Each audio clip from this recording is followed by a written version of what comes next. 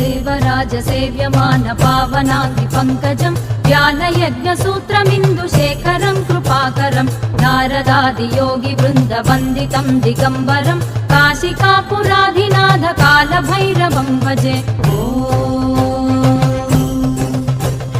भानुकोटि भास्वरं भवाब्धितारकं परं नीलकण्ठमीप्सितार्थदायकं त्रिलोचनं कालकालमम्बुजाक्षमक्षशूलमक्षरं काशिकापुराधिनाथ कालभैरवं भजे।